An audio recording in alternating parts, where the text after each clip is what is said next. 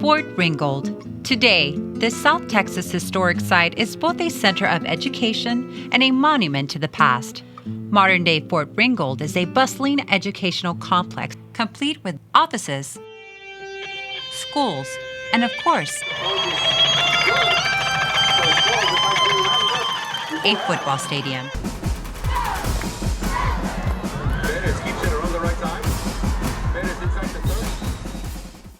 Walk across Fort Ringgold and you'll find a variety of artifacts, documents, and photographs, all testaments to the important role this fort has played in our nation's history. Ringgold has held influence not only in Rio Grande City or Texas, but over the U.S. as a whole. Through the gates of Ringgold, past heroes and villains, soldiers, ranchers, and business people.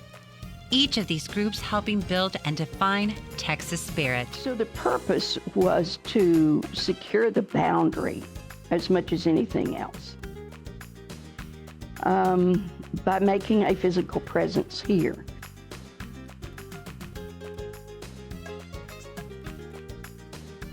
Passing years brought a brand new hero through the doors of Fort Ringgold as principals, teachers, and students populated the modern Fort Ringgold educational complex.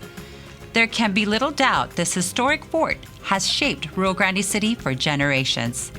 First, as a military outpost, and later as a place of learning. The transition between these two missions, however, caused conflict that changed the city forever. And the question was what to do with it. Some wanted a 2-year college, a 4-year college, a commercial center, an airport. Nobody really knew what to do. And Rio was kind of apathetic about it, because the soldiers were just returning from World War II. So the focus was on them. To understand that conflict, we first have to know the fort's history. Looking at Ringgold, we see a complex that is part of Rio Grande City ISD. Today, Fort Ringgold is a point of community pride. The school fostered change within the district. Education brought students success.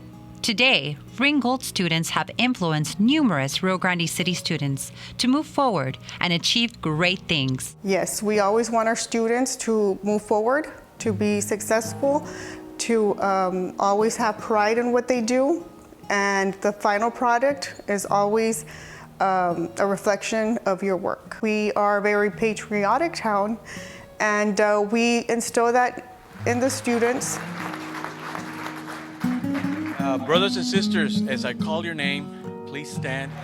Colonel Ross Barrera attended Fort Ringgold in 1978. As a student, he quickly began to take an interest in his surroundings. There was a lot of yearbooks from years past, and I started looking at those, and I saw where there was a different generation of folks that were in my community who were no longer there. Ross looked to his teachers for information about Fort Ringgold's history. Many of these educators were not only veterans, but also the children of soldiers once stationed at Fort Ringgold. So I further started exploring that, and going through 5th grade all the way through high school at Fort Ringgold, I think it defined my drive to learn more about Fort Ringgold and its people and what came before them and how it got established. The drive to learn about Fort Ringgold's traditions influenced Colonel Barrera to not only pursue a military career, but also dig deeper into the stories of his hometown's legendary fort. One of my favorite buildings is, of course, the barracks. The barracks with the Moorish arches. You can stare at one of those barracks. There's 5 of them, and along the parade field. And you can only imagine what this soldiers who came out of New York, Kentucky, Virginia, coming down to South Texas, as early as the 1870s all the way through 1946, and what they saw, what they thought about our area. As a former teacher, we've always tried to keep that in our life, that it's been a fort. It was a military place. Soldiers slept here. Soldiers lived here. They had, shotguns. They used to have horses here. Trying to keep that part of our history with our kids too. Looking at the buildings today, it can be difficult to see beyond the modern complex. But imagine, it is the mid-1850s. Incursions from along the river are a constant concern. Smugglers and rustlers from across Texas threaten the livelihoods of families and businesses in the region. Protecting the people of the area, Fort Ringgold. Beginning in the mid-1800s, Fort Ringgold served as a source of protection for Rio Grande City and much of the Rio Grande River. The camp at Davis Landing transformed into Camp Ringgold, with the mission of connecting a string of forts protecting the 2,000-mile-long Texas border. During much of the 1800s, Camp Ringgold was the region's primary defense. Soldiers from the camp patrolled the area between Fort McIntosh, located in Laredo, Texas, 107 miles to the west, and Fort Brown, located in Brownsville, Texas, 100 miles to the east. Ringgold, like Brownsville and Laredo, were major bases, and there were smaller bases like White's Ranch and Clarksville and Roma. Leaving troops stationed at the fort approximately 207 miles of rough brush, mesquite trees, and South Texas temperatures to defend. Ultimately, Fort Ringgold's location helped ensure stability and economic growth for Rio Grande City and the region. The fort was named after Captain Samuel Ringgold, who was the first American officer to be killed at Palo Alto in 1846. And so, not too long after they established the camp at Davis's Landing, they began to call it Camp Ringgold. It protected the border and the frontier. You had all kinds of things going on, that impacted people. Also, it was, at one point during the Civil War, it was a safe crossing for cotton. During the U.S. Civil War, Fort Ringgold was occupied at varying times by both Southern and Northern troops. The South primarily utilized the fort as a staging ground for the sale of cotton to ports of call around the world. As the tides of war turned to the North's favor, so did the occupation of Fort Ringgold. And by war's end, the fort's mission returned to protecting the border. With the collapse of the Confederate government, most of the local governments in Texas also collapsed, and there was really anarchy, and the Army basically was the law. As a base for law and order, immediately after the Civil War, Fort Ringgold housed a now famous group of soldiers. There were Buffalo Soldiers there from 1866 to 75, and at other times. With headquarters established at Fort Ringgold, these troops had a serious mission. And they came down to try to prevent former Confederates from moving into Mexico and continuing the war from there, stop bandit raids across the river, Indian raids across the river, and also to stop the Mexican Revolution from spreading north of the river as well. During the times immediately after the Civil War, the African American troops were a welcome addition to the Rio Grande City community. While a number of troops discovered a love for the region, many became homesick and longed to return to a family living outside of Texas. The troops were quick to notice that their tour of duty at Ringgold seemed to be extended, due in no small part to the location of their enlistment. They understood that they enlisted for a period of 3 years, but yet they saw other men being mustered out, and they were retained. For many, the sentiment or the only reason for being retained was that they were soldiers from slave states. One famous letter discusses the beauty of South Texas. The weather has been truly enchanting for the last 3 days, and the boys have just completed their winter quarters. Though not as good as those we had last year in Virginia, still they are preferable. This day 1 year ago was a rather warm day for our regiment at White House, Virginia, but you know all about that, so I shall say no more. There are but 2 or 3 Americans in the place. If our regiment stays here any length of time, we will all speak Spanish, as we are learning very fast.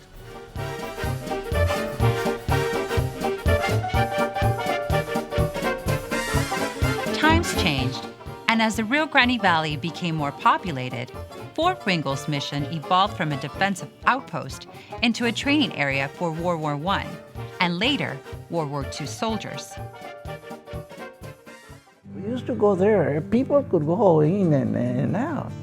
So my cousin Ella Mae and I would go to the polo field because they had, across from the theater, north of there, they had the polo field. And there was a theater, and we used to pay a nickel 10 cents something.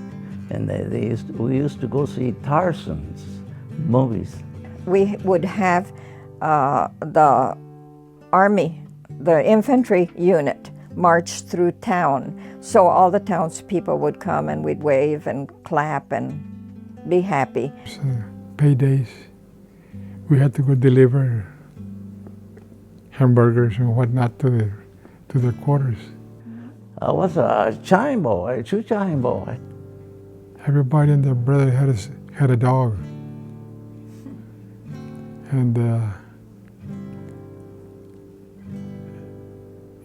you'd be afraid to get out at 9, 10 o'clock to go make a delivery.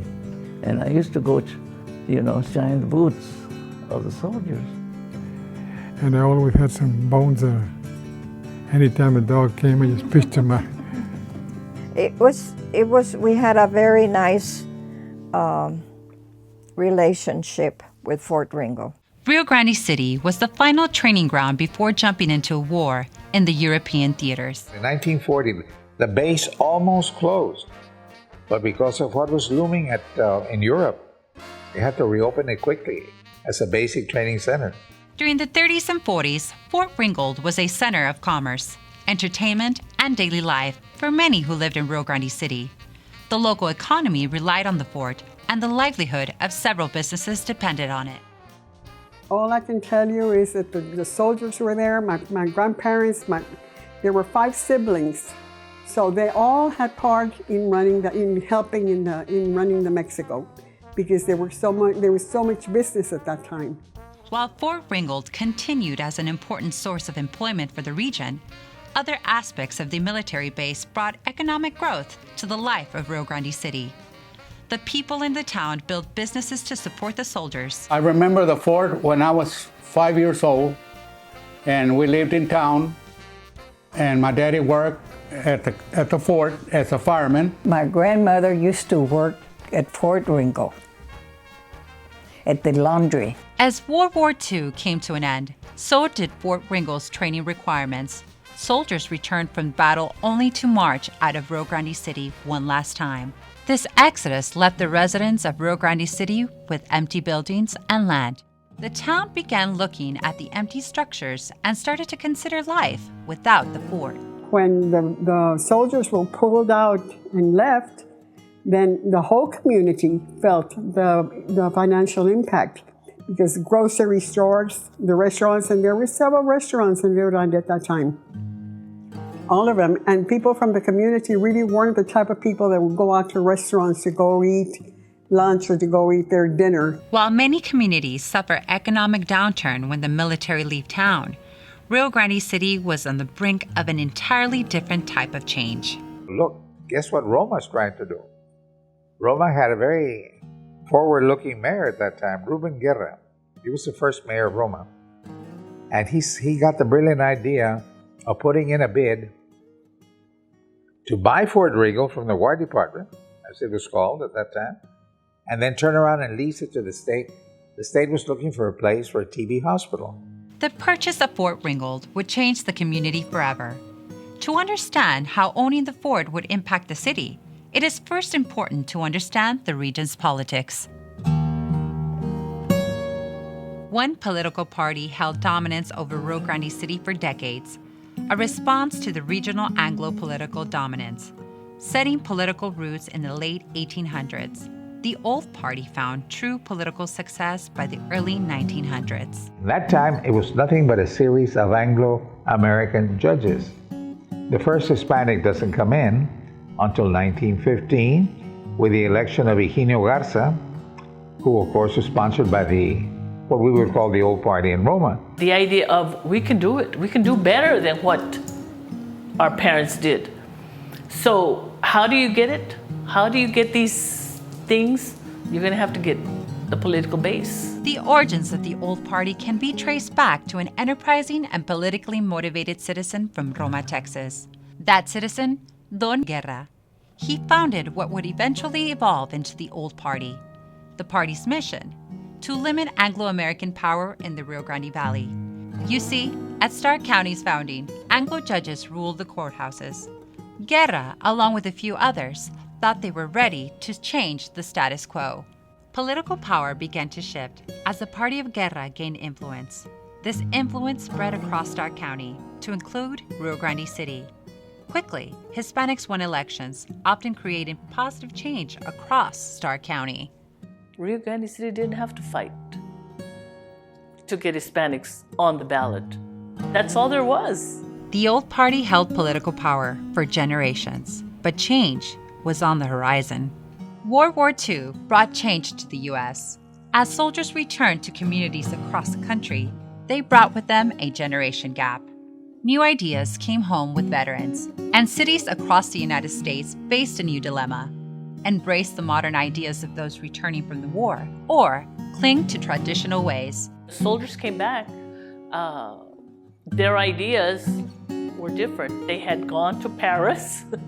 They had been to, the Pacific and fought there. They had seen how other cities in the United States lived, and they came back with the idea is, we can make this different.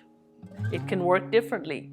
And they started their own political party. Soldiers returning to Rio Grande City had little intention of becoming cogs in the old party's wheel. The veterans became experienced leaders during wartime and wanted to deliver change to the region. Old party leaders expected returning soldiers to fall in line and take orders from the established system hierarchy. But returning soldiers were not interested in following traditional paths to power and broke off with the old party. You might say that would be the spiritual genesis of the political system here. And even to this day, somebody will say, no es de aquí, es de afuera. In Spanish, they were referred to los de aquí and los de afuera, those from here and those not from here.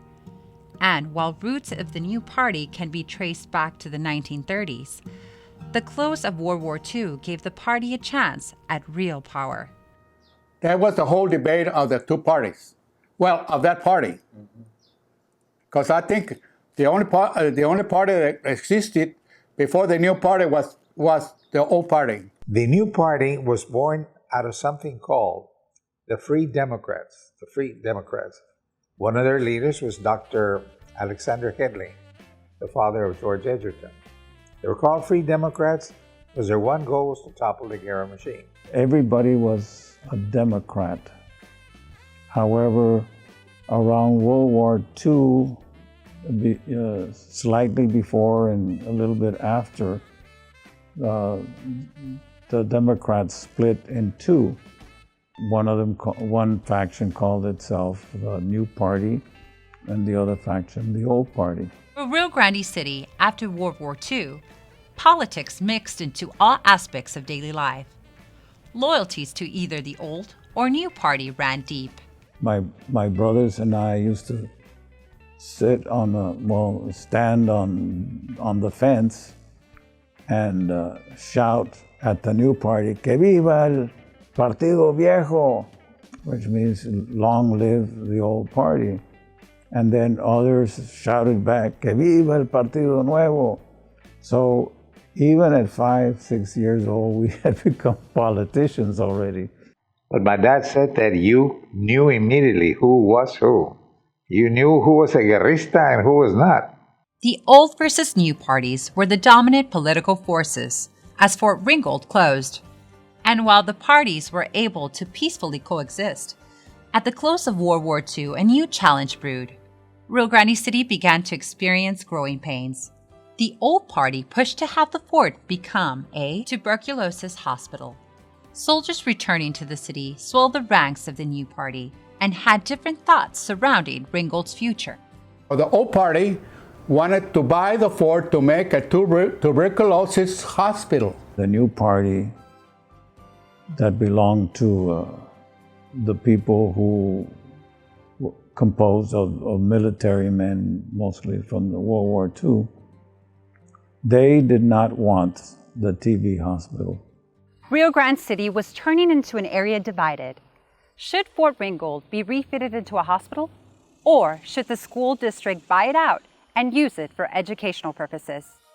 Each party dug in and prepared to fight to see their vision through.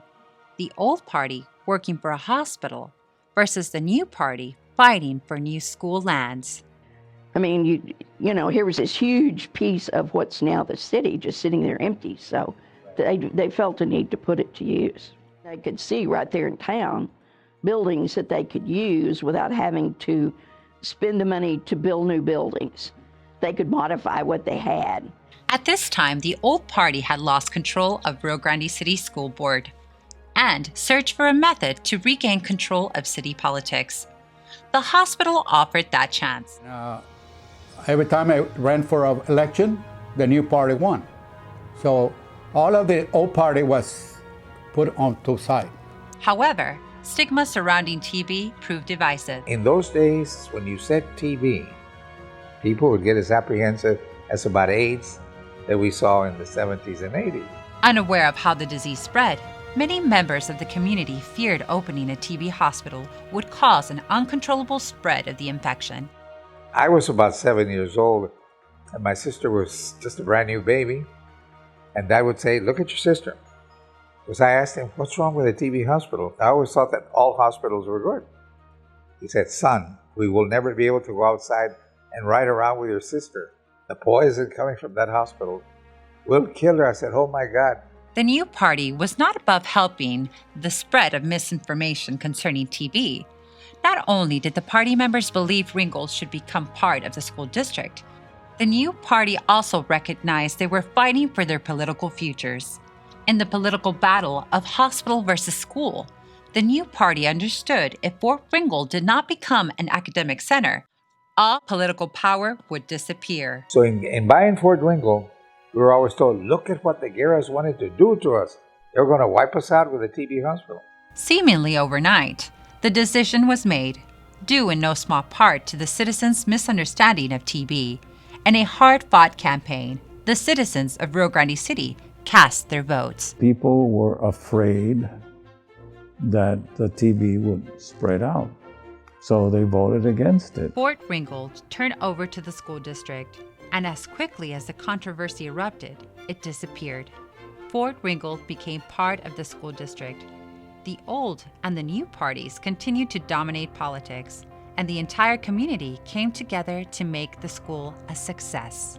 While some will always reminisce about the possibility of a hospital, most are glad Fort Ringgold was sold to the school district. The most important thing that this educational complex stationed here at Fort Ringgold is, I would like to say, the memories that have been developed throughout decades and generations of students that have come and gone here within the fort. My first visit there, I was really struck by both the preservation of post-Civil War buildings at Brownsville and Ringgold, but especially Ringgold because they had been very little altered.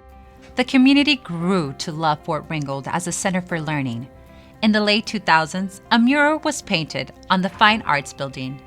Painted as a gift to the community by Mr. Alberto Barrera, the mural represents Fort Ringgold's first years as a school. was always concerned of the fact that we never were able to give the school something. And the president of the class from Oregon, he would come every year and he says, gee, I wish we had something to present. And then when he found out that I had made that big mural and I didn't charge them at all, he was real glad. Also added in the 2000s, a landmark that can be seen from across Rio Grande City. The Fort Ringgold flagpole is now a city icon, a gift given to the city when the original flagpole fell. You can see it through downtown. People were used to seeing Old Glory flying high. When that flag was not flying, community came together and said, what's going on? The new flag brought people onto the campus. People came to see Old Glory, but left with an image of the once strong and sturdy fort slowly deteriorating. The fort that was once able to protect the city against bandit raids couldn't defend itself against neglect and time. People actually woke up and saw the need to fix our fort for economic reasons, for historical reasons. Except for the building they called the Lee headquarters, which was built in the antebellum period. Most of the buildings were post-Civil War, but it has a phenomenal history up really into the middle of the 20th century, and it's an interesting and important story to be told. To remind younger generations of the fort's value, the Revive Fort Ringgold initiative came to life. The purpose of this community organization is to restore a big part of the community's history, beginning with the fort itself. Fort Ringgold was a military establishment. We had, it has been here since 1848. We had Robert E. Lee here, and the buildings need to be refurbished because once you take something for granted and you think it's going to last forever, it's not. Revive Fort Ringgold not only has a mission to restore the fort and surrounding buildings, but also to bring the community together as a whole. Fort Ringgold is important to Rio Grande City because it is a jewel. It defines a moment of history, not only in Texas, for the Republic of Texas, the United States, and even our local community. Fort Ringgold is important to the community. Students attending modern-day Fort Ringgold Elementary can never truly imagine the rich history of their school's namesake. From fighting border bandits to teaching children, Fort Ringgold has been reshaped and converted into an institution of historical significance and education. For 150 years, Fort Ringgold's history intertwined with Rio Grande City's. At the close of World War II, Fort Ringgold fell under Rio Grande City's charge. As the new party fought to bring Fort Ringgold into the school district, the established leadership pushed for a hospital. In the end, the entire community came together and built a successful educational complex. Fort Ringgold can be or is the center of life in Rio Grande City. Rio Grande City is where people have so many memories of coming to school here, coming to the league, having concerts, coming to football games. That's what it represents, all the good times that we have had. Despite conflicts, the people of Rio Grande City always came together, ensuring Fort Ringgold would continue to serve the community. The soldiers may be gone, but Fort Ringgold is here to stay.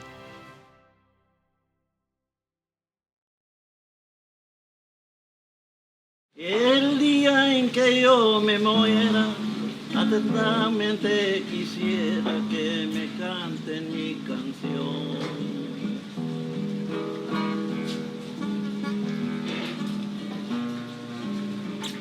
Dios quiera y se me conceda, de otra manera me fuera lleno de desilusión. Quiero que un mariachi cante con su voz fuerte y brillante a la orilla de mi ataúd. Mi canción lindo Río Grande que les cantaba a mis padres allá por mi juventud. Pondré ahí mi despedida, punto final a mi vida y para siempre adiós miré.